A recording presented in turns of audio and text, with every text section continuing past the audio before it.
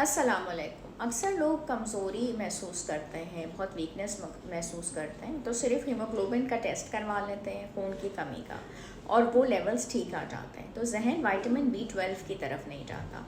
Vitamin B12 की deficiency की वजह से कमज़ोरी भी होती है, ठीक है, ये चीज़ जहन में ज़रूर रखें। उसमें जल्द भी पीली पड़ जाती है, और ऐसा ज़रूरी नहीं है कि आपके लिवर का ही मसला हो, कोई जॉन्डिस हो, हेपेटाइटिस हो। वज़न में भी कमी हो जाती है विटामिन B12 की डेफिशिएंसी की वजह से। मुंह में या ज़बान में भी दर्द हो जाता है, भूख भी महसूस नहीं हो सकती आपको, और थकावट या कमज़ोरी होती है। तो विटामिन B12 का टेस्ट हम ज़रूर करवाते हैं। फिर मेथिकोबॉल है, 500 मिलीग्राम्स है, जिस तरीके के रिज़ल्ट्स आते हैं उसी हिसाब से देते हैं। और ऐसा डाइट प्लान जिसमें कि विटामिन B12 हो वो ज़रूर देते हैं, क्योंकि अक्सर लोग जो कि बहुत ज़्यादा वेजिटेरियंस होते हैं, सही तरीके से डाइट नहीं लेते, तो वो इस विटामिन की डेफिशिएंसी का शिकार